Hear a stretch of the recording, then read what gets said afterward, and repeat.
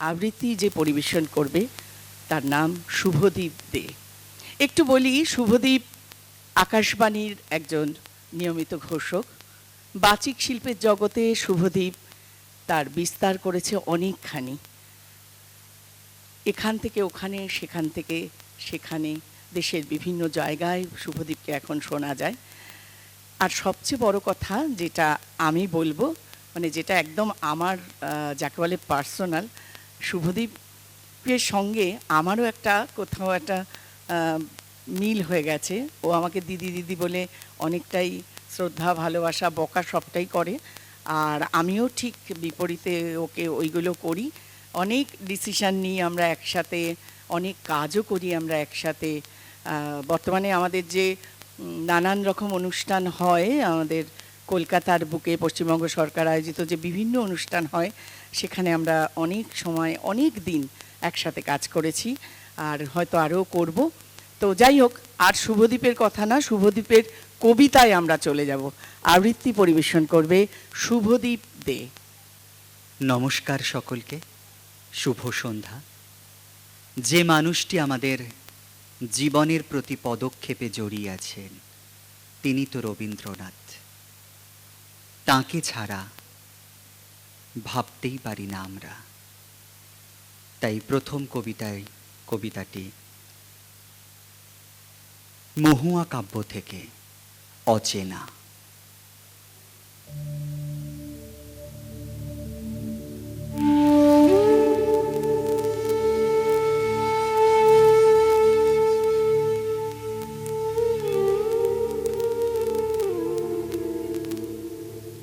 রে অচেনা, মোর মুষ্টি ছাড়াবি কি করে, যতক্ষণ চিনি নাই তোরে। কোন অন্ধক্ষণে বিজড়িত তন্দ্রা জাগরণে, রাত্রি যবে সবে হবে ভোর, মুখ দেখিলাম তোর। চক্ষু পরে চক্ষু রাখি শুধালেন, কোথা সঙ্গোপনে আছো আত্মবিস্মৃতির কোণে। তোর সাথে চেনা সহজে হবে না, কানে কানে মৃদু কণ্ঠে নয়। করে নেব জয় সংশয় কুণ্ঠিত তোর বাণী, দৃপ্ত বলে লবটানি। শঙ্কা হতে, লজ্জা হতে, দ্বিধা দ্বন্দ্ব হতে, নির্দয় আলোতে জাগিয়া উঠিবি অশ্রুধারে। মুহূর্তে চিনিবি আপনারে, ছিন্ন হবে ডোর। তোর সাথে চেনা সহজে হবে না মোর। হে অচেনা, দিন যায় সন্ধ্যা হয়, সময় রবে না। মহাকস্মিক বাধা বন্ধ ছিন্ন করি দিক, তোমারে চেনার অগ্নি দীপ্ত শিখা উঠুক উজ্জ্বলী। দিব তাহে জীবন অঞ্জলি।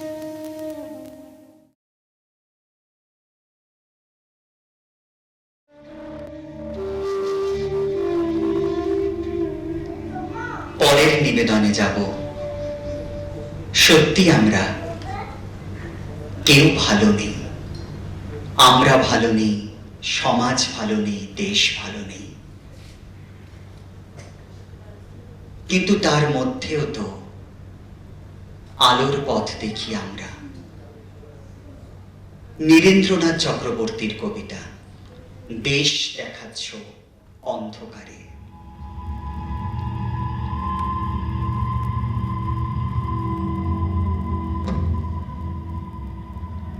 দেশ দেখাচ্ছ অন্ধকারে, এই যে নদী, এই অরণ্য, ওইটে পাহাড় এবং ওইটে মরুভূমি। দেশ দেখাচ্ছ অন্ধকারের মধ্যে তুমি। বার করেছ নতুন খেলা, শহরগঞ্জ ক্ষেত খামারে ঘুমিয়ে আছে দেশটা যখন রাত্রিবেলা। খুলেছ মানচিত্রখানে, এইখানে ধান, চায়ের বাগান এবং দূরে ওইখানেতে কাপাস তুলো, কফি, তামাক। দম লাগানো কলের মতন হাজার কথা শুনিয়ে যাচ্ছ। গুরু মশাই, অন্ধকারের মধ্যে তুমি দেশ দেখাচ্ছ। কিন্তু আমরা দেশ দেখি না অন্ধকারে। নৈশ বিদ্যালয়ের থেকে চুপি চুপি পালিয়ে আসি জলের ধারে। ঘাসের পরে চিত হয়ে শুই, আকাশে নক্ষত্র গুনি, ছলাৎ ছলাৎ ঢেউয়ের টানা শব্দ শুনি। মাথার মধ্যে পাক খেয়ে যায় টুকরো টুকরো হাজার ছবি।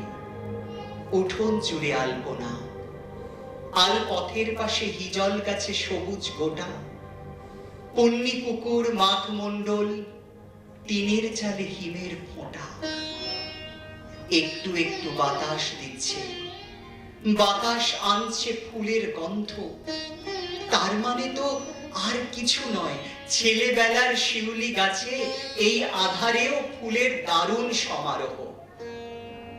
গুরু মশাই, অন্ধকারে কে দেখবে মানচিত্রখানা? মাথার মধ্যে দৃশ্য নানা, স্মৃতির মধ্যে অজস্র ফুল। তার সুবাসেই দেশকে পাচ্ছি বুকের কাছে।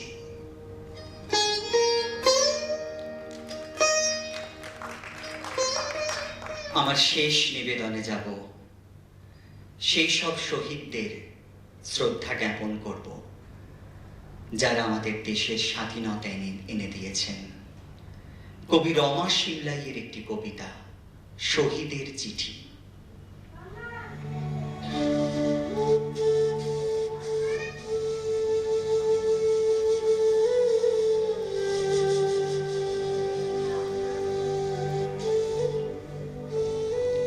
ভারতবর্ষ, কেমন আছো তুমি? চিনতে পারছো আমাদের? এই তো সেদিনের কথা। কত মিছিল, কত রক্ত, কত বলিদান। নিজেকে বিলিয়ে দেওয়ার এক একটা অধ্যায় দিয়ে তোমাকে সাজিয়ে তুলেছিলাম, পরিপূর্ণ করেছিলাম তোমার স্বাধীনতার আয়োজন। কেমন আছো তুমি আজ?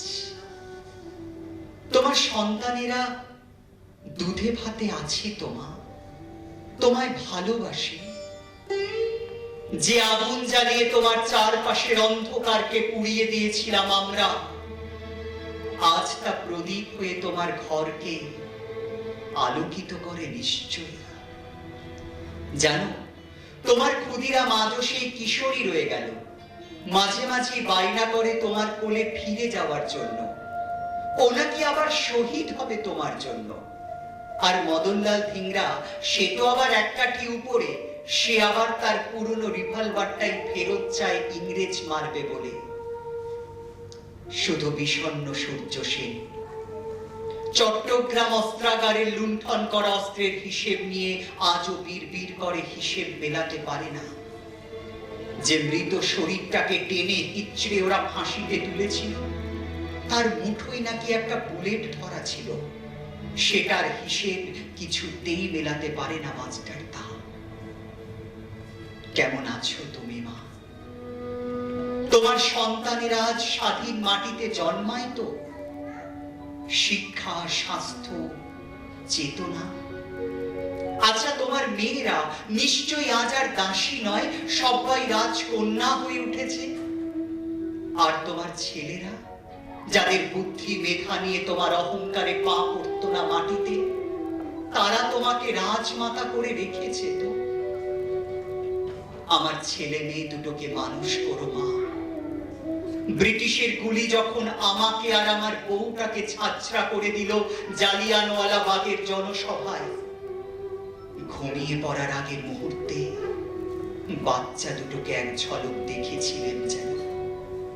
বড় করুণ ছিল সেই মুখ। এখনো কি যন্ত্রণা বুকে দিয়ে ফিরি, ওদের একটু দেখো তুমি। জানি না আর কখনো তোমার কোলে ফিরবো কিনা, আর কখনো তোমার কোলে মাথা রেখে গাইব কিনা। ও আমার দেশের মাটি, তোমার পরে ঠেকে